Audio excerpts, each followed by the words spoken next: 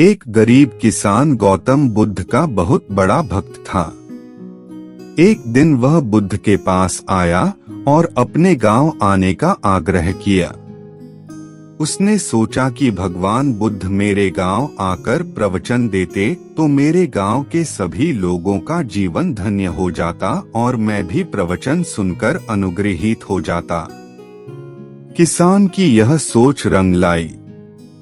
बुद्ध उसके डॉट गांव पहुँचे तो सारा गांव उन्हें देखने व सुनने के लिए उमड़ पड़ा, किंतु वह किसान नहीं आया।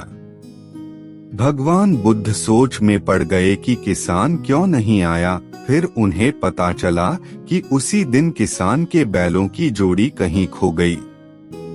किसान इस दुविधा में रहा कि बुद्ध का प्रवचन सुने या अपने बैलों को खोजे। काफी सोचने के बाद उसने अपने बैलों को खोजने का निर्णय किया।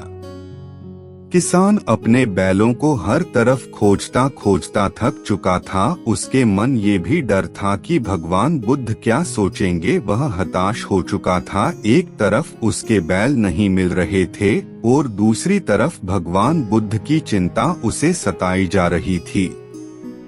फिर किसान ने सोचा जो होगा देखा जाएगा। अब मैं मेरे बैलों को खोजता ही रहता हूँ। बहुत देर तक खोजने के बाद, घंटों भटकने के बाद बैल मिले। थका हारा किसान घर आया और भोजन कर सो गया।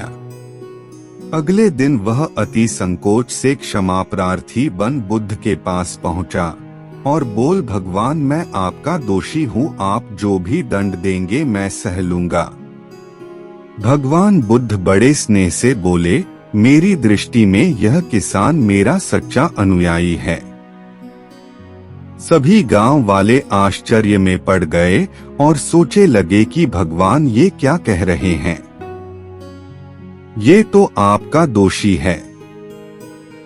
बुद्ध भगवान बोले, इसने मेरे प्रवचन ना सुनकर कोई गलत काम नहीं किया। इसने उपदेश से अधिक महत्व कर्म को दिया। यदि यह कल बैलों को न ढूंढते हुए उपदेश सुनता तो मेरी बातें इसकी समझ में नहीं आती, क्योंकि मन बैलों में अटका रहता। इसने कर्म को महत्व देकर प्रशंसनीय काम किया। सार यह है कि हम जहाँ जिस भूमिका में हो उसका ईमानदारी से निर्वाह करें। यही सच्ची आध्यात्मिकता है, क्योंकि प्रत्येक धर्म कर्म को ही सर्वोपरि महत्व देता है।